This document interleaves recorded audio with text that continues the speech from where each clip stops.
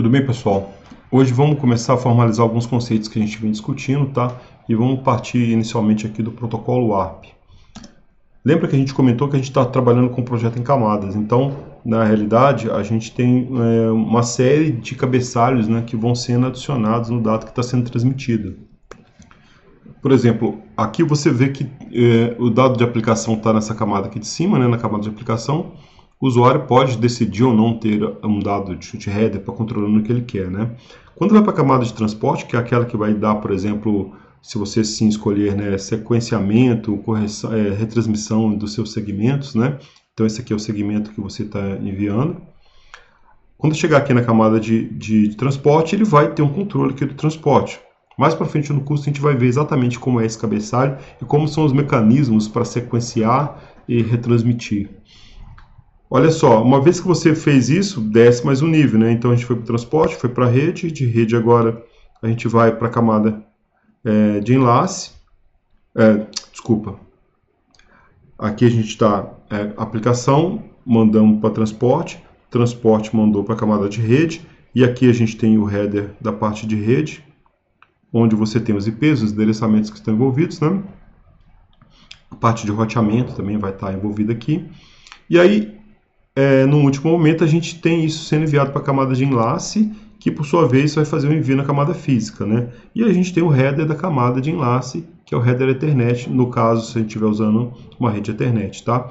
Outras tecnologias de redes vão ter um header, talvez um pouquinho diferente, mas em geral contemplando as principais coisas que a gente precisa, né? Como endereçamento físico e tipo de quadro que eu estou transportando, tá? Por exemplo, aqui eu estou transportando um quadro do tipo IP.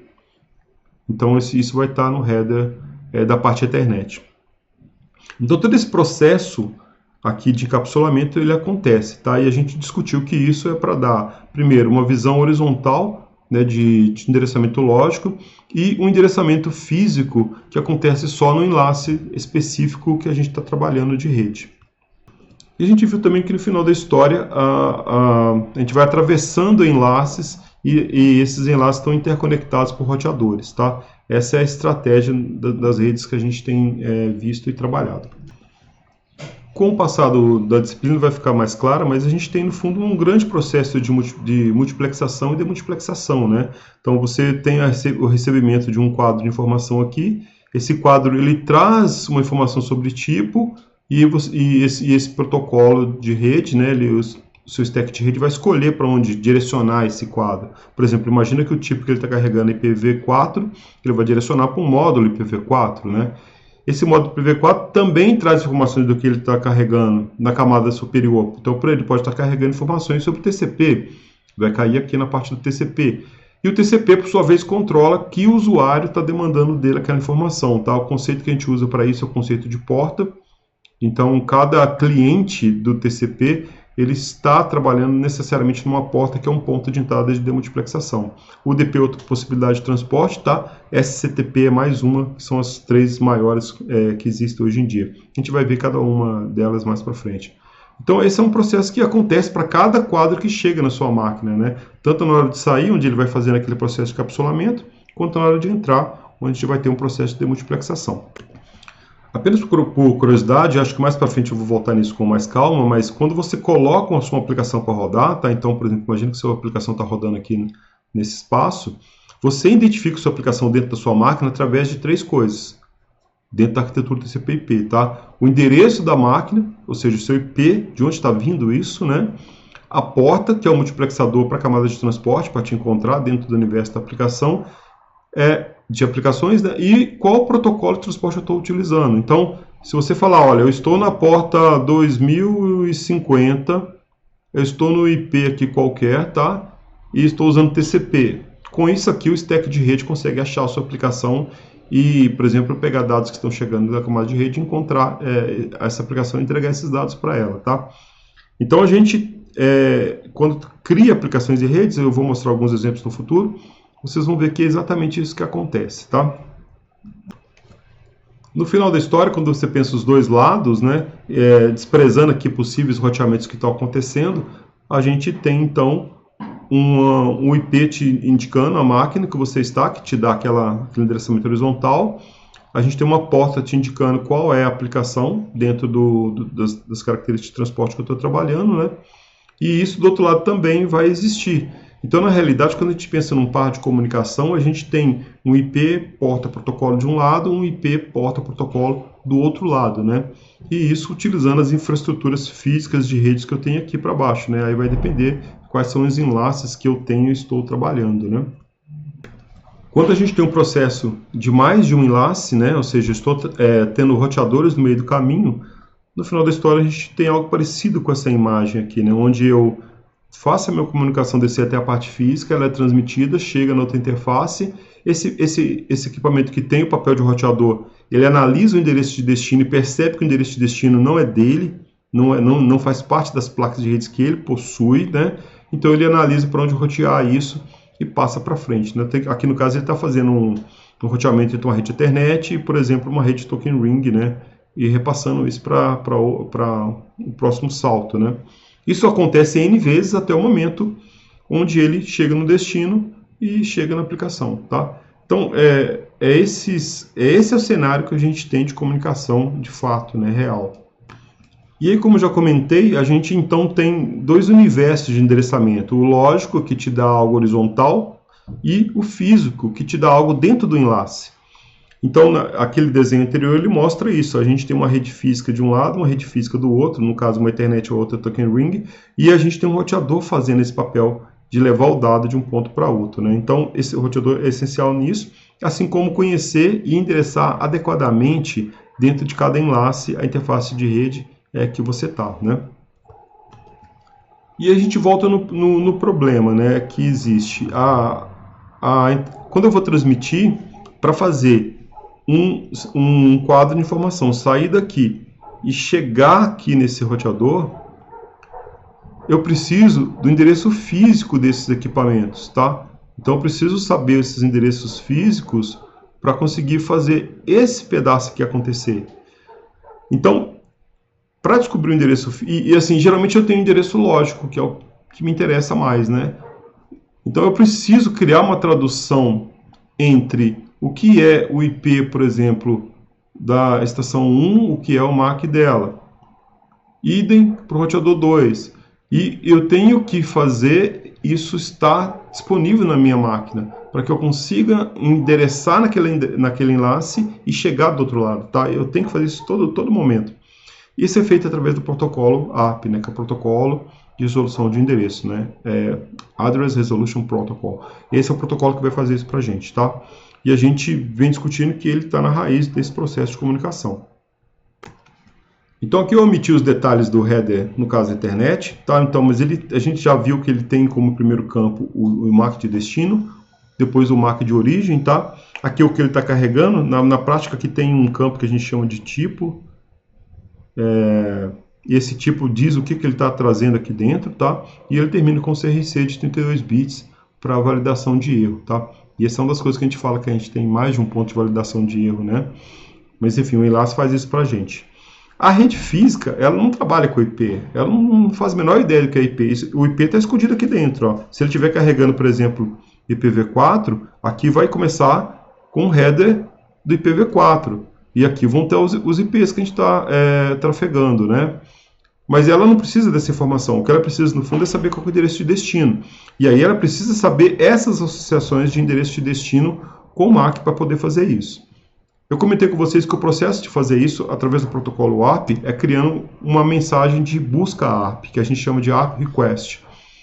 Então, no momento da transmissão, quando aquela máquina vai colocar o pacote de fato no enlace, ela precisa fazer uma descoberta de qual é o MAC de destino. Se ela não souber aquele MAC de destino ainda, ela vai ter que fazer uma busca ARP dentro do seu enlace. Vamos começar com um caso mais simples, onde a máquina que eu quero está dentro de fato do meu enlace, tá? Então imagina que eu estou aqui na máquina 10.0.0.1 e quero chegar aqui na máquina 10.0.0.2. Quando essa máquina for jogar esse pacote, ela vai olhar a tabela de roteamento, ela vai perceber que esse pacote faz parte da rede que ela está inserida, só que ela, por exemplo, ainda não tem o MAC dessa máquina porque ela não falou com ele ainda, né? Então o que ela faz? Ela vai criar um quadro de ARP Request e jogar no barramento fazendo essa pergunta. Olha, Alguém responde pelo IP 10002? Se essa máquina responde pelo IP 10002, o que ela vai fazer é te devolver essa pergunta, tá? Então, quando ela fizer essa pergunta, ela manda uma mensagem que a gente chama de ARP Replay. E essa mensagem, então, diz quem é aquela máquina. E aí, nesse momento, lembra que o quadro começa com o endereço de destino, depois origem? Nesse momento, dentro dessa máquina, ele vai começar a montar um negócio que a gente chama, né, uma estrutura que a gente chama de tabela ARP. Então, essa tabela ARP, ela vai começar a existir. E aí a gente vai ter aqui, por exemplo, olha, o IP da máquina 2 aqui, ele está associado, né, com um MAC da máquina 2. Está imaginando que essa aqui é a máquina 1, máquina 2, tá? O 10001, 10002. Então, ele vai começar a criar e fazer uma manutenção dessa tabela. Essa tabela não é persistente, ela geralmente, quando você desligar o computador, ela vai apagar. Então, ele vai refazer essa tabela toda vez que você ligar o computador de novo.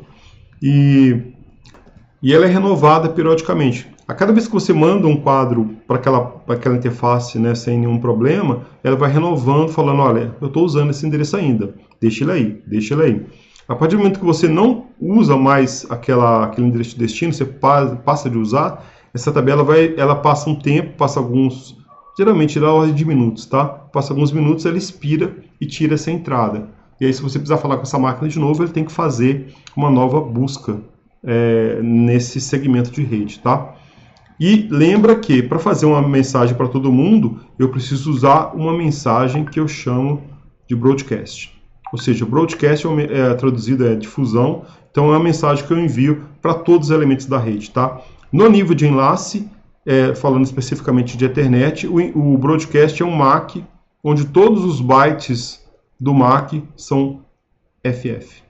1, 2, 3, 4, 5, 6. Ou seja, toda a interface de rede, se ela tiver como perceber que ela recebeu um quadro, e esse quadro, o endereço de destino é FF, né, 6 bytes em FF, ela vai aceitar esse quadro e receber esse quadro. Mais para frente, dentro do stack de rede, ela vai analisar como que aquela informação que chegou, de fato, vai ser utilizada por ela, tá? Então, esse é um primeiro cenário, quando as máquinas estão no mesmo enlace, tá? Mas é interessante vocês entenderem que quando as máquinas não estão no mesmo enlace, a ação é um pouquinho diferente, mas ainda segue a estratégia do ARP. Eu vou desenhar em outra cor, só para a gente deixar isso claro, tá? Mas imagina que nessa rede que a gente está trabalhando, a gente tem aqui um roteador e a gente quer alcançar uma máquina que está em outro ponto, tá? Em outro segmento de rede, tá? Outro enlace. Então, imagina que o destino aqui é outro, tá? Por exemplo, é 192.168.0.1. Volta lá no nossa tabela de roteamento. Quando eu entrar nessa máquina aqui, vou imaginar que ela está configurada adequadamente, tá? E que ela tem um gateway default apontando aqui, então, para esse roteador, tá? Não interessa muito qual IP, mas só para a gente fazer uma exemplificação, vamos falar que isso aqui é o 00254, tá? É o gateway default dessa máquina aqui. Então, quando o pacote vai ser enviado para o endereço 92.168.0.1, ele vai ser analisado a tabela de roteamento. Ele vai olhar, olha, não é a rede 10, não é meu loopback, então eu vou passar isso para o default gateway. Então, olha que interessante, você vai criar um quadro cujo o IP de origem, ele é o seu IP, 10.0.0.1. E o IP de destino, ele é o 92.168.0.1. Agora, para esse quadro sair dessa máquina aqui e conseguir chegar de fato nesse roteador e atravessar esse pedaço de enlace, a única forma disso acontecer é ele tendo como origem o MAC dessa máquina e tendo como destino o MAC dessa máquina. Então vai ser um momento onde os MACs de origem e destino não guardam uma associação direta com os mesmos valores de endereçamento lógico. Perceberam o problema? Ou seja, eu preciso fazer que aquele segmento funcione. Então, como é que o pacote faz? Como é que o stack de rede faz nesse caso? Então ele olha lá, o destino vai ser enviado para um gateway default. Ele olha o IP do gateway. O IP do gateway está dentro da sua rede. Você tem acesso, é o mesmo enlace, né? Então está aqui, o 10.0.0.254. O que ele vai fazer? Uma busca ARP novamente pelo endereço 10.0.0.254. E aí ele vai provavelmente ter uma resposta desse 10.0.0.254. E aí ele vai colocar na tabela a ARP dele, né? Olha, agora eu sei que tem um MAC aqui, vou pôr o MAC R, tá? MAC do roteador, que está associado com o endereço 10.0.254. Eu tenho essa informação agora. E aí ele vai pegar o quadro de informação que ele vai publicar e vai alterar, tá? Ele vai colocar então no quadro, ó, nesse primeiro momento aqui, um MAC de destino, que é esse MAC do roteador. Tá? E depois aqui vai ter o MAC de origem, né? Vamos pôr aqui source. Aqui vai ter o type. E perceba que no campo IPv4, né, a parte aqui do endereçamento IPv4, a gente vai ter no fundo um IP que tem relação com esse endereço, não com o MAC que eu tenho aqui, tá? Que seria associado com outro número. É interessante isso, né? Por que ele faz isso? Porque ele tem que sair desse ponto e chegar nesse ponto no mesmo enlace. E aí ele precisa usar endereçamentos físicos válidos daquele enlace. Então ele vai se valer dos endereçamentos físicos, mesmo em casos de mensagens que são para outros destinos, tá? Não funcionaria, obviamente, ele pegar o MAC dessa interface aqui, tá? Aqui do outro lado, e colocar dentro do seu segmento de rede, tá? Isso não ia funcionar porque ele não existe desse lado aqui. Então, enfim, em resumo, né, a gente tem essa tabela sendo preenchida. Quando a gente está no mesmo enlace, vai criando a tabela de todos os destinos dentro do meu enlace. Quando eu vou para mensagens que estão fora do meu enlace, o endereço IP está fora, ele vai usar, no fundo, o MAC do gateway para fazer eu trafegar aquele quadro até o gateway. E o gateway depois vai subir com esse quadro para a camada de rede e vai decidir o que fazer com ele, qual o próximo salto que ele vai jogar isso para frente, tá? Vocês podem ver o valor da tabela, tá? Os sistemas operacionais têm comandos que mostram isso, né? Então, por exemplo, o ARP-A, ele mostra a tabela para você. Então, depois vocês podem fazer, mas é algo muito simples, tá vendo? Essa tabela do meu computador nesse momento, tá? Esse é o que está acontecendo aqui na minha máquina. Tanto em Linux quanto Windows, eu acredito que em Mac também vocês vão conseguir avaliar. Você consegue apagar essa tabela, tá? E aí depois você consegue ver essa tabela se formando, se você quiser. Falando de quadros Ethernet, que talvez a rede que todo mundo mais usa hoje em dia, é interessante dizer que não existe somente um tipo de quadro Ethernet. Tá? O quadro Ethernet mais comum, ele é esse quadro aqui, onde eu tenho endereço de destino, endereço de origem, né? E eles são de 6 bytes, né? São os MACs de 6 bytes. E eu tenho tipo. Esse tipo, então, geralmente, esse tipo vai te dizer o que eu estou carregando. Por exemplo, o tipo 0800, ele indica que ele está carregando um datagrama do tipo IP, tá? Pode ser IP versão 4 ou IP versão 6. Dentro do datagrama IP, ele vai ter aqui um campo que vai identificar qual que é a versão depois para a gente. Então, essa decodificação é feita num nível superior, tá? Então aqui tem os tamanhos típicos para vocês terem uma ideia de um quadro Ethernet. Então a gente está falando que a gente tem aqui de 40.500 bytes para uma internet cabeada normal que todo mundo provavelmente conhece, tá? Então tem um tamanho mínimo também, tá? E tem um tamanho máximo. Se você tem um quadro que está transmitindo que não chega no tamanho mínimo, ele vai acrescentar alguns bytes lá inúteis só para dar o tamanho mínimo. E a gente termina com CRC de 32 bits, tá? Que é a validação desse quadro, tá? Aqui embaixo, ó, tem os comandos de ARP request e ARP reply, acho que eu falei errado anteriormente, onde a gente tem como tipo 0806 e 8085, tá? Então ele vai entender o que é um comando de ARP request, o que é um comando de ARP reply, tá? Não é replay, é reply. Acho que eu escrevi errado ali. Então esse é o comando que vai trafegar, tá? Ele vai diferenciar o que é ARP do que é IP através do type que está aqui. Aqui estão os outros possíveis quadros que a gente tem de Ethernet, tá? Na realidade, todos os stacks devem, no fundo, ser capazes de receber esses quadros, mas possivelmente vocês vão entender que eles vão dar prioridade para esse quadro que a gente acabou de ver aqui no slide anterior, que está detalhado aqui também, tá? Esse quadro da I3E, ele tem algumas coisas a mais. Se vocês notarem, tá vendo? Ele tem esses pedaços a mais aqui, que são os detalhamentos do protocolo do I3E-802. E aqui onde estaria o type, ele tem um comprimento. Então como é que o seu stack consegue saber se é um ou se é outro, né? Imagina que no caso, vou colocar os dois lado a lado aqui, ó. No quadro tradicional, que é esse que eu estou mostrando aqui, aqui teria type. E aí vem o resto da informação. E aqui viria length, ou seja, comprimento, né? Note que, como a gente tem um tamanho aí aproximado de 1500 bytes, o que os projetistas fizeram foi o seguinte. Se esse length for pequeno, provavelmente a gente está falando que a gente está trabalhando com esse tipo de quadro. Se esse length for grande, for acima de aproximadamente 1500 bytes, a gente está falando desse outro tipo de quadro. Note que os números que eu estou usando aqui ó, são grandes. Ó. Então foi uma estratégia, foi uma sacada que eles tiveram para conseguir diferenciar, né, o quadro que a gente chama de 802 snap, que é esse quadro que está aqui em cima, tá? E esse quadro que está aqui embaixo, que é o tradicional Ethernet original, né, do protocolo, tá?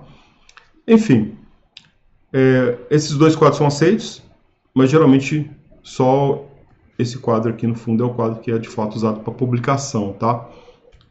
Então tem pequenas diferenças. Mas o que interessa no nosso caso do protocolo ARP é que os endereços de origem e destino estão lá e eles são essenciais para esse tráfego da informação dentro do meu enlace, né? Vou falar uma aula futura para vocês só sobre broadcast, multicast e como é que isso funciona no seu equipamento, tá?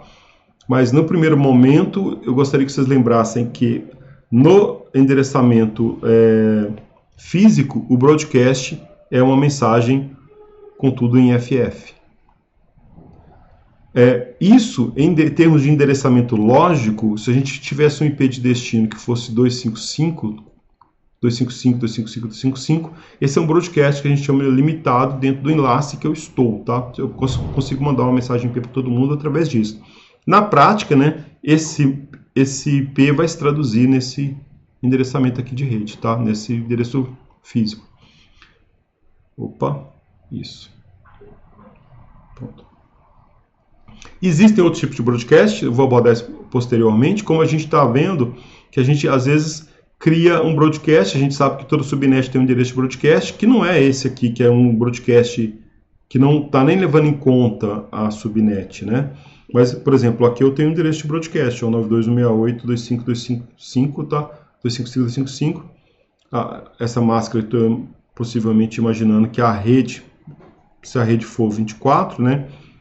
Tipo 24 bits a máscara, então aqui eu tenho uma rede que é o 92.168.255.255.0, tá? Então para eu criar esse aqui eu preciso saber a máscara, mas enfim, a gente já aprendeu a calcular qual é o endereço de broadcast da subnet. E é legal porque esse endereço de broadcast, ele te permite mandar o broadcast dentro daquela subnet. E ela não necessariamente precisa ser a que você está. Você pode mandar isso para a subnet que está à frente, em outro local. Então, se o seu roteador estiver configurado para fazer esse repasse dessa mensagem broadcast direcionada para uma subnet, ele vai chegar lá, tá? Agora, se eu não quero nem saber que subnet eu estou e quero mandar uma mensagem para todo mundo, o 255.255 é a mensagem que permite fazer isso, que vai ser traduzida no broadcast em nível de camada de enlace, tá? Bom, essa é um primeiro começo dessa história toda do ARP, acho que ficou um pouco mais formal agora, e a gente volta posteriormente falando de VLANs e falando de broadcast, multicast, que tem toda uma história relacionada com a placa de rede, mas antes disso a gente vai fazer um estudo sobre equipamentos de rede numa aula posterior, tá bom? Pessoal, muito obrigado.